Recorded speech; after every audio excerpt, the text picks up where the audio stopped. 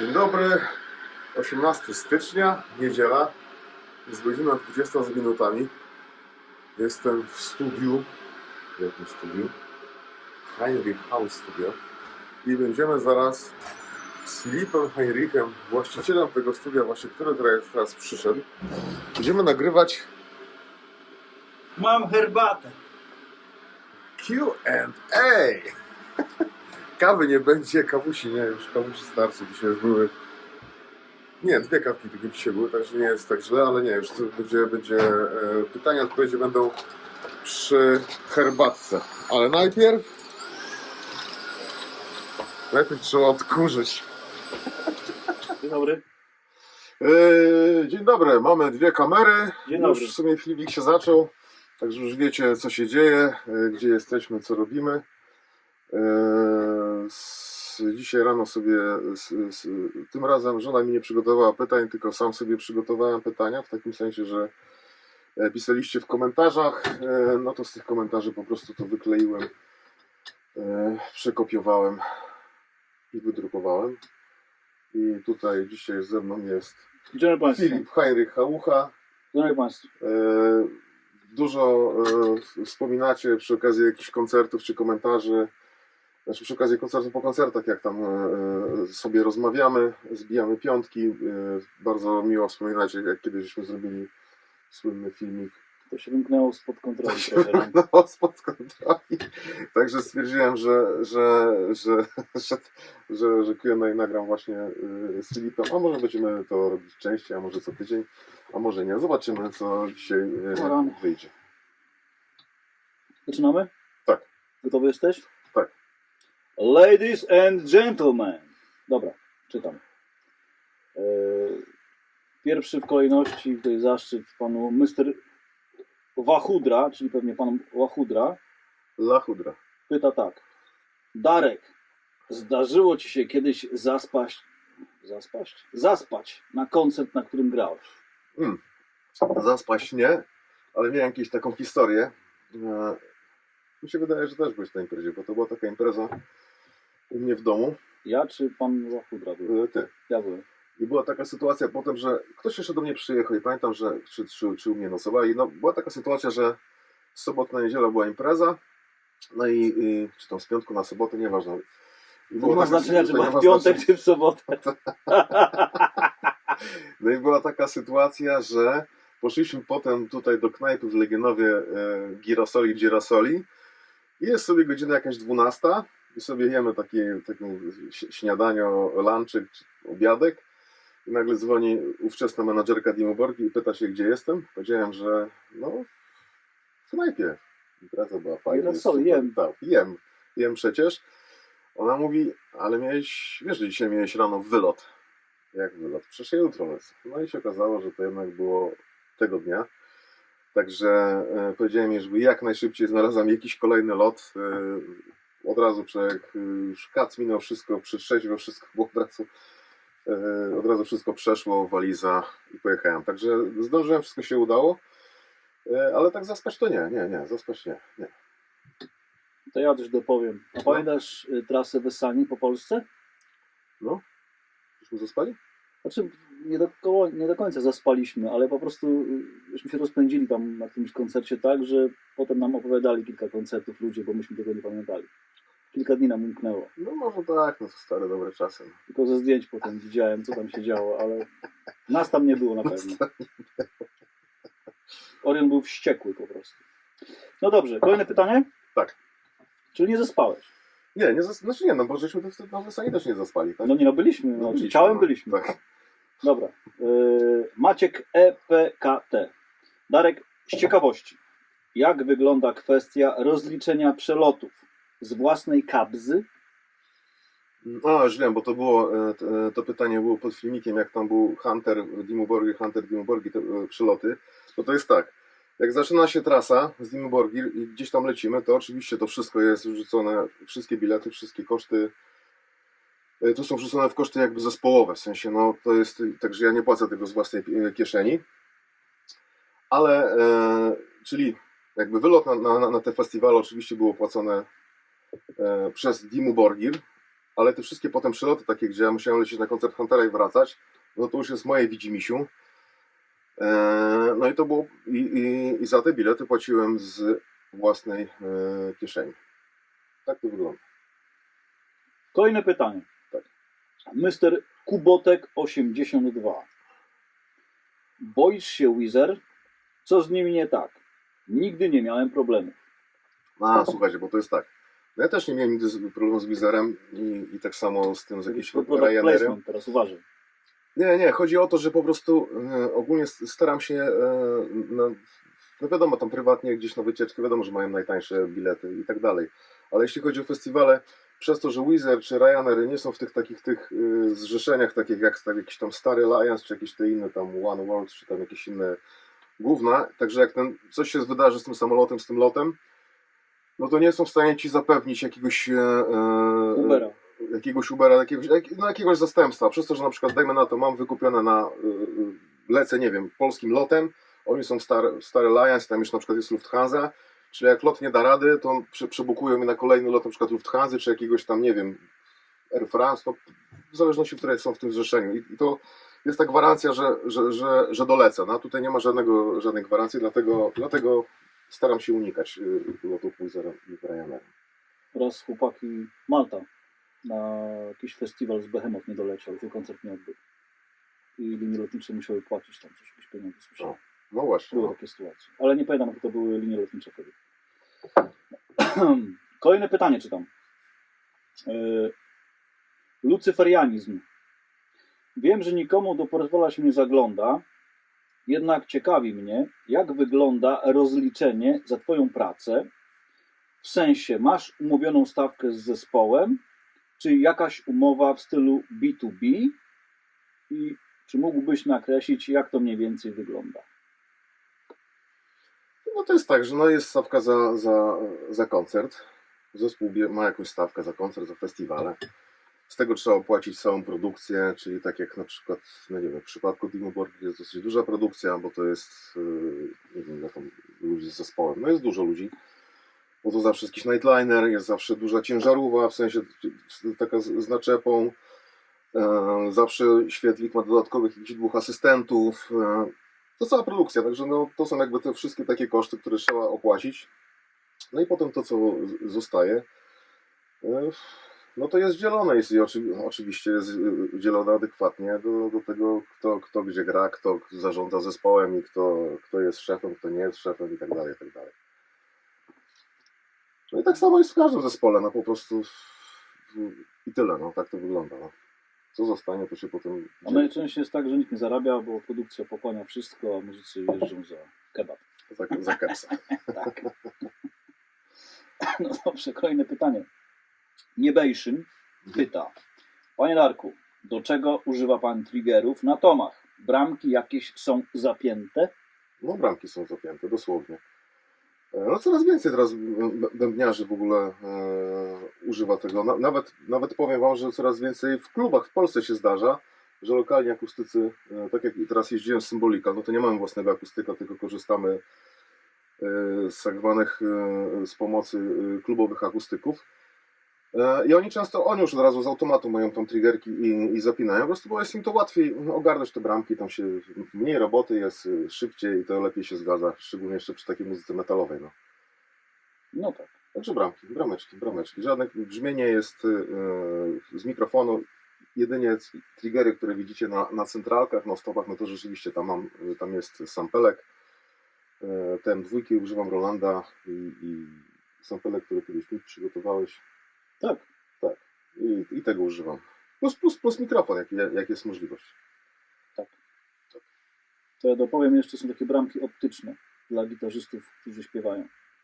I są zapięte na statywie mikrofonowym. O kurczę. I jak podchodzisz do statywu, to jak do kibla wchodzisz, wiesz, w galerii, tak. To widzi cię kamera, w sensie ta optyczna, no i bramkę wyłącza, nie? I śpiewasz. Ale jak się odsuniesz od statywu, no to jak w kiblu woda się spuszcza, a bramka cię nie widzi i jest zamknięta. O kurde, to ciekawe. Taki patrzyk, nie? Że widzi, nie widzi człowieka. Taka ciekawostka. Ciekawe.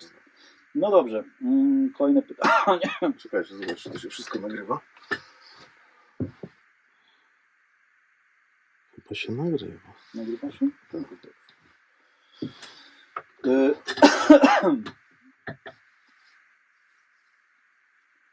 Tutaj bardzo fajny nick. Smalcem nie pogardzę, pyta.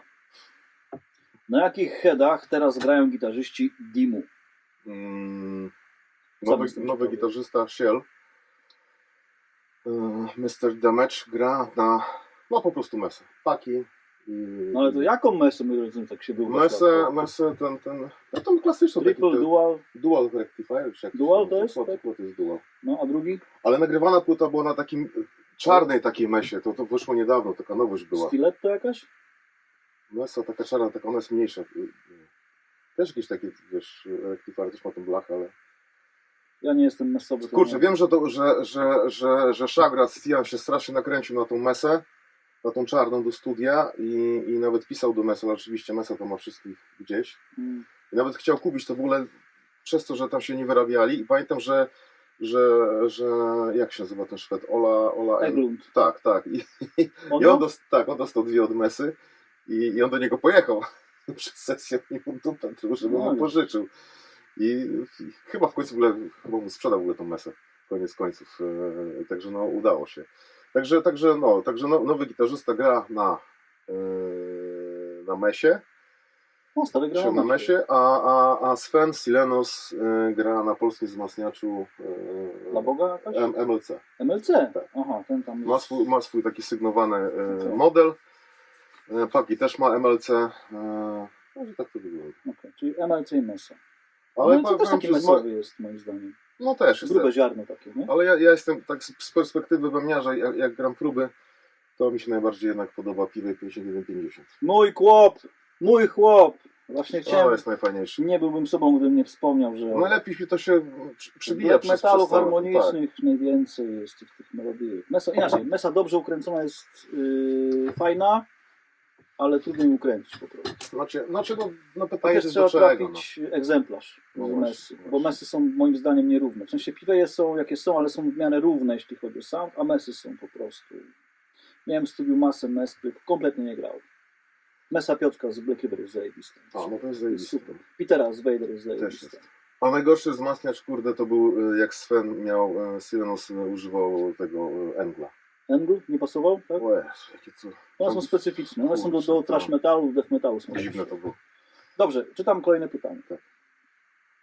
Wojciech Kowalik 7606. Oj, to będzie długie pytanie. Uwaga, czytam. To nie pierwszy vlog z lotniska. To może przy tej okazji wrzucę takie pytanie do kolejnego Q&A. Jak w takim wielkim i zapewne finansowo ogarniętym zespole jak Dimmu Borgir wygląda finansowanie podróży, to pytanie już było, do studia na nagrania, na koncerty, na inne ewentualne przypadki? Nie jeździcie i nie latacie razem, więc zapewne każdy musi sobie ogarnąć logistykę sam. Czy masz jakiś budżet do wykorzystania, czy dajesz bilety managementowi i dostajesz zwrot, a może płacisz sam i to jest twój koszt uzyskania przychodu i ponosisz go, wiedząc, że później na konto wpłynie więcej kasy. Wiem, że pytanie o finanse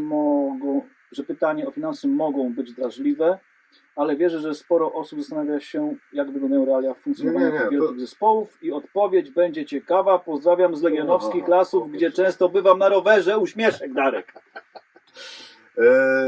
To jeszcze raz powtórzę. Wszelkie bilety, wszelkie dojazdy to są oczywiście po stronie zespołu. Mamy menadżera, są od tego ludzie, także oni mi bookują, wysyłają mi na przykład propozycje iluś lotów, że na przykład to może, nie wiem, o tej godzinie, czy ci pasuje, czy nie, czy może chcesz przylecieć wcześniej, czy później, jak tak dalej, także to sobie już w ten sposób ustalamy, potem te bilety są kupowane i tak naprawdę śmieszne było tak, że najlepsze jest to, że po tylu latach latania, bo ja tych biletów nie kupuję. Ja na przykład, mimo że latam bardzo dużo, ja nie wiem, jak się bilety kupuje. Jak to nie wiesz? Nie wiem, bo zawsze ktoś menadżer bukuje. Lotu, czy jestem Darek, kupujesz. No właśnie, to jak w kinie się kupuje bilety, tak samo. Kupujesz ktoś w kinie bilet? No dobra. Nie, coś tam jeszcze było? Coś... No, z legionowskich lasów Nie, i i tak tam dalej. wcześniej No coś- to właściwie rozwinięcie No tego tak, pytania tak, tak, o tak. kasę, generalnie o te wszystkie zwroty, bo to ludzi bardzo No interesuje. to nie, tu nie ma żadnych zwrotów, bo to wszystko jest od razu opłacane przez zespół. Dobrze, kolejne pytanie. Niejaki Furion 669. Ciekawy jestem, jak z niego wybrniesz. Dimu ogłosiło nową trasę z Behemoth. Oczywiście brak Polski. W tym momencie się już zastanawiam, jak bardzo można nie szanować polskich fanów, skoro sukcesywnie Polska jest omijana, w szczególności, że ty jesteś częścią zespołu. Słuchajcie, Norwegia też jest omijana, bo też na tej trasie w Norwegii nie ma, także Norwegowie też nie są szczęśliwi, także wybrnę w ten sposób, też są wkurzeni, ale nie martwcie się, bo i koncerty, daty norweskie i daty polskie się pojawią. No dobrze, to chyba tyle, tak? A ciekawe, bo kolega o Behemothie nie wspomniał, tam sami Polacy w tym zespole, a do ciebie się czepiają, co? No właśnie. No. Kurczę. Dobra. Koń na białym rycerzu pyta. A cóż to za norweska stacja? Circle K. Oni już są USA? A, Tak bo bym coś rozumieć. tak, Chyba z rzeczywiście. twoich filmików coś Tak, jest. tak, bo tam wrzuciłem, że jesteśmy na norweskiej stacji. Rzeczywiście, Circle K to już to nie jest norweska, bo to było rzeczywiście kiedyś Statoil. Statoil był norweski, ale potem Norwegowie sprzedali to, ale nie USA, tylko Kanadzie, bo sprawdziłem to. Rzeczywiście, Circle K jest kanadyjski. No, nie wiedziałem tego. Rozumiem. Dobrze. Kolejne pytanie. Ernie Y. Speed. Panie Darku, czy wybiera się pan na Mystic? To podchwytliwe pytanie. Nie, Dimmu Borgir nie zagra na Mystic. Ale może w 2027 zagra, no. Na pewno będą jakieś festiwale, także może wtedy. Guardiano of Asgard pyta. Kiedy spodziewać się nowego Dimu? No jakoś tak przed wakacjami, no. Powinno to już wyjść. No, już płyta jest dawno nagrana, zmiksowana. Teraz w grudniu była sesja zdjęciowa, nagrywaliśmy teledyski, także tak naprawdę wszystko już jest gotowe. Tylko trzeba znaleźć dobry moment, taki, żeby to się pokrywało. Premiera płyty, żeby się pokrywało od razu z wyjazdem na trasę, bo chyba teraz tak wszyscy robią. No właśnie, mogę taki apel do zespołu, bo ja dużo zespołów nagrywam i zespoły nie mając płyty jadą na trasę, albo pierw jadą na trasę, a potem wydają płytę i oczywiście to jest kwestia jakiejś propagandy i pomysłu No, na siebie. duże zespoły mogą tak zrobić, no Ale no kurczę. Nie jedźcie, jak nie macie płyty na Tak, rynku, bo nie tak, ma po co jechać. tak, To jest tak, głupota po prostu. No, No. no. Po co to jechać? No. Co tu promować? Dobrze, czytam kolejne pytanie. Tutaj mamy Łukasz Sedlak 4798. Najbardziej chciałbym jakieś małe pogaduszki z muzykami Dimmu Borgir. Coś po polsku mówią, tak z ciekawości? Nie, no mówią, no przekleństwa, to mówią, to wiadomo. No. Nauczyłeś ich polskiej Tak. kultury słowiańskiej? Tak, Szagra to bardzo lubi mówić zawsze katastrofa. Jak już leci intro, zawsze mówi katastrofa. Tak na rozluźnienie właśnie, to jest strasznie zabawne. Słuchajcie, no ja wiem, do czego to pytanie zmierza, bo tam się to tak przejawiało. No, ogólnie filmiki zacząłem nagrywać rok temu. Sam musiałem się trochę obyć z tym, że nagrywam, że gadam do kamery, że kogoś nagrywam. Teraz jest mi dużo łatwiej, jestem bardziej w tym spontaniczny, bardziej taki naturalny. Wcześniej byłem bardziej zestresowany. Ja go tego nauczyłem, żeby nie było. Tak, jak ty nagrywasz się stresujesz, to ta osoba nagrywana, druga też będzie się stresować. I też tak, jeśli chodzi ogólnie tam, no bo te filmiki najpierw tam były z Dimmu Borgir, no to też, no tak też chłopaki też musieli zobaczyć, co ja nagrywam, jak to będzie wyglądać potem na YouTubie. Także teraz to będzie mi dużo łatwiej to nagrywać i z nimi pogadać, żebyście też poczuli ten taki klimat, tak jak mi się teraz udało ponagrywać te ostatnie odcinki z Symbolikalem, że są takie rzeczywiście nie tylko moja gadająca głowa i ewentualnie granie, tylko rzeczywiście są jakieś takie sytuacje, gdzie wszyscy w tym uczestniczą i też chcę to zrobić i z Hunterem, i z Dimmu Borgir i ogólnie, żeby to było takie bardziej naturalne. Także będzie więcej takiego backstage'a z chłopakami, no, także też... I z Metallicą, i z Rammsteinem. Tak. No teraz tu się zrobiło prawicowo, jakoś White Arcane Black Metal. O kurczę. Pytanie zadało. Ja bym bardzo chętnie posłuchał, jak się zmieniła branża, trasy koncertowe itp. Na przestrzeni tych 20, ba nawet 15 czy 10 lat. Anegdoty z tras, historie. Mógłby wtedy odcinek trwać 1,5 godziny i nie zanudziłbym się. No to tutaj to chyba ciekawe pytanie. No ciekawe ale... pytanie, to oczywiście zahaczymy, no może kiedyś, może zrobimy w ogóle tylko o tym jakiś taki odcinek kiedyś. Znaczy na tę historię to tak, połowa nie może być nigdy opowiedziana i opublikowana, a i tak by zabrakło pewnie minut na YouTubie, żeby to wszystko opowiedzieć, nie? Nie, bo to też czasem się jedna historia przypomni, potem czasem inna, ktoś coś przypomni, bo się zapomina, tego było bardzo dużo, ale jak się trasy zmieniły, no to ogólnie to się nic tak naprawdę nie zmieniło. Co się zmieniło? No jak ktoś gra fajną, ciekawą, ma coś do powiedzenia, jakiś zespół i gra fajnie, no to po prostu ludzie przychodzą i to wszystko wygląda tak jak i kurczę 40 lat temu. A jak ktoś nie ma nic do powiedzenia, nie gra nic ciekawego, no to nic się nie dzieje na takich trasach. Bardziej o anegdoty chodziło chyba mimo wszystko, mam wrażenie. Ojejku, no tego było bardzo dużo. No musielibyśmy naprawdę się chyba tak... Pamiętam, jak się opowiadałeś, jak poszedłeś na siłownię w LA i wychodził Hulk Hogan i się bardzo zdziwiłeś i powiedziałeś, kurwa, Hulk Hogan mi tu przyszedł i się ze mną wita w drzwiach. No było. Śmieszne to było. Było takie, no jest tego dużo, kurczę, musimy, może kiedyś trzeba rzeczywiście... Prosty chłopy z Legionowa, tak, takie trzeba, ale wielki świat, trzeba może rzeczywiście zrobić taki odcinek typowo taki po to, tylko no trzeba było trochę się przygotować, sobie trochę poprzypłynąć, żeby tak nie było w zasadzie a co było to, a co było... Ale jeśli chodzi, bo tam coś, jak tam było pytanie, co tam, że coś... No jak się branża zmieniła przez ten ostatni czas No zmieniła się bardzo? Znaczy dla mnie, no to się bardzo zmieniła, w sensie takim, że to co 20 lat temu, nie mówię o anegdotach, mówię o branży. Przed erą tych wszystkich Spotify, tych wszystkich durnot, playlist, AI-ów i tak dalej, no to wiesz, no jak my te 20 lat temu żeśmy zaczynali, to świat inaczej kompletnie wygląda. Nie, no tak, no, ale ogólnie te mechanizmy są takie same, nie, no wiadomo, no kiedyś ludzie kupowali płyty, teraz słuchają właśnie muzyki. Teraz oglądają filmiki na YouTubie, Darek. No tak, albo znaczy nie, no cały czas jednak muzyka, no słuchajcie, z mojej perspektywy, no nadal jakby koncerty, nadal ludzie przychodzą i to jest najfajniejsza rzecz i ludzie bają się, że po tej pandemii to będzie tak, że już ludzie w ogóle nie będą chcieli, no w ogóle, że ta cała branża padnie, a jednak się okazuje, że no ludzie chcą muzyki na żywo, ludzie chcą, nie wiem, pójść do teatru, pójść na koncert, nie wiem, na mecz, no, na coś, co się dzieje na żywo. No. I to jest fajne i to jest super, także to się nie zmieniło, ale wiadomo, że cała reszta, jeśli chodzi o jakieś tam tantiemy ze sprzedaży płyt, czy z jakichś czy nie wiem, spuszczania gdzieś muzyki w radiu, czy gdzieś w telewizji, tak dalej, to się na pewno zmieniło, no przecież mało teraz jest, no kurczę, no ja pamiętam kiedyś dużo było, pomijając to, że w ogóle nie ma muzyki rockowo-metalowej ani w telewizji, ani w radiu, a jak są jakieś radia, to rzeczywiście nie są to jakieś ogólnopolskie, takie jakieś, kurczę, tak wszystko to jest bardziej lokalne, no, a przez to też i te tantiemy są niższe albo w ogóle żadne. Nie wiem, do czego zmierzam. I tak i nie, no kurczę.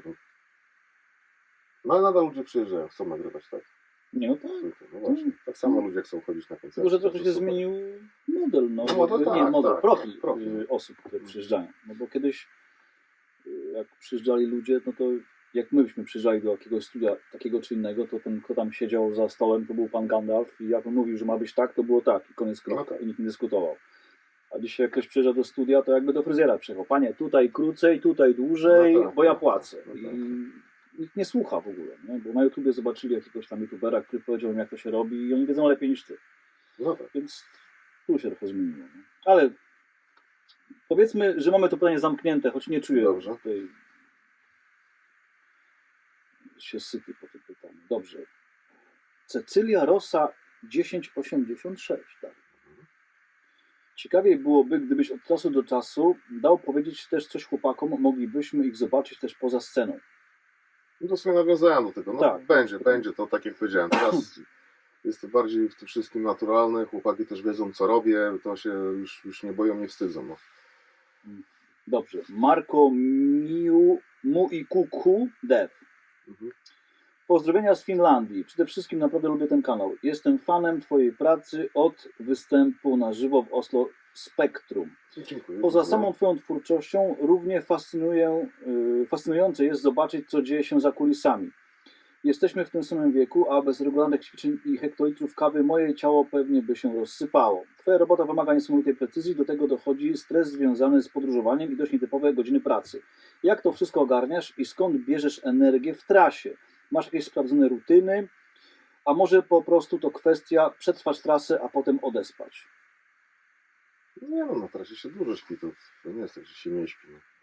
Tak naprawdę jeszcze na tych trasach, gdzie jest nightliner, no to naprawdę można się wyspać. No,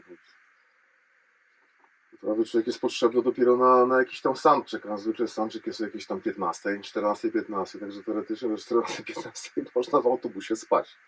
Gorzej jest na takich koncertach, tak jak gramy w Polsce właśnie z Hunterem czy Symboliką, no bo tu są hotele. Także wiadomo, że musimy się zwlec rano, bo to często gdzieś tam wracamy z tych koncertów jakieś pierwszej, drugiej. No ale to też, no to zawsze te 6 godzin się prześpi.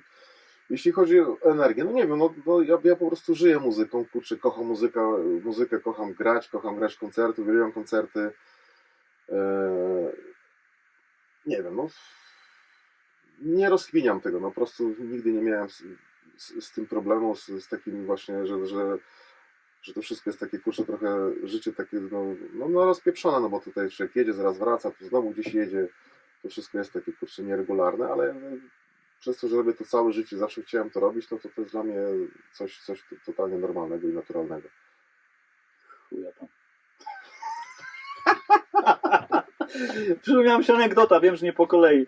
Opowiadałeś, jak kiedyś wracałeś tuż po koncercie, po jakimś festiwalu z Dimu, od razu wsiadłeś w samolot, ledwie tylko tam trochę mordę umyłeś i ten koleś, co cię zapytał, skąd wracasz, gdzie pracujesz, to jest anegdota. Nie, no była taka akcja, to właśnie była a propos tego koncertu tutaj, tak, to było Spektrum, tak. Tak, no. To rzeczywiście było chyba po tym koncercie, czy to było po jakiejś trasie?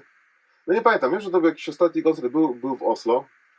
No i było tak, że no jakoś tam, wiadomo, po koncercie przymyłem twarz, mówię, dobra, zaraz wezmę prysznic i zaraz ten. No ale tu już było celebrowanie, bo to ostatni koncert na trasie, no to mówię, dobra, parę drineczków, prysznic, no mówię, dobra, no to w sumie mam hotel, to w hotelu na spokojnie przyjdę. No przyszedłem do hotelu, dobra, mówię, nastawię sobie budzik na rano. A oczywiście jeszcze zszedłem na dół tam do baru, także na rano oczywiście stukanie w drzwi. Stuka menadżer, że już shuttle czeka na lotnisko, także no nie domyłem się, także no ogólnie to miałem cały make-up zmyty, no ale jeszcze tutaj miałem włosy, no to wyglądało tak, jakbym tynkował do rana. A przez to, że jeszcze do tej wieczór był mocno zakrapiany, no to typowy tynkarz po prostu, no waliło ode mnie puszkę alkoholem. No jestem na tym lotnisku, jedziemy, znaczy już lecimy tą parówą. No i tam lecimy, no i tak koleś siedzi ze mną, tak chciał zagadać, mówi, że on tam leci z Trondheim, że robi na łososiu i tak dalej. Wraca do domu, a ty gdzie robisz? No mówię, że no wczoraj grałem koncert, gdzie trasa była i tak dalej, że no tak na mnie spojrzał, chuja. Jeszcze potem jak kręcił w Warszawie, jeszcze jak walizki już odbierał, to tak na mnie patrzył, to ja myślałem, że jeszcze od niego w gębę dostanę. Też bym ci nie uwierzył. No, dobra. Łukasz Rusik 7466. Dużo kaw dziennie pijesz? No, 3 to tak. 3, średnio 3. No, czasem więcej, czasem nie. No. Walczę z tym, tak samo jak walczę z cukrem, ale nie mogę się opamiętać. To ja powiem anegdotę, że kiedyś Darek w kawie pracował. Tak. Byłeś właścicielem, może dyrektorem? Nie, kierownikiem byłeś. Coś tam było, tak. Kierownikiem Chibo na Coś tam było. Nowym Świecie. To było. Nie. Tam nie byłeś? Nie. No, było... ale Darek w kawie pracował. Tak. Żon Tomek, Orion też. Coś podobnego. Tu znowu się White Arcane wpisał. Mam pytanie do kolejnego Q&A. Jak to się w ogóle stało, że dołączyłeś do Huntera? Jak to się stało, Darek? Ja też nie wiem, powiem szczerze, jak to się stało. Było tak, że chłopaki pracowali nad płytą Hellwood, ale jeszcze z oryginalnym bębniarzem, z Grześkiem.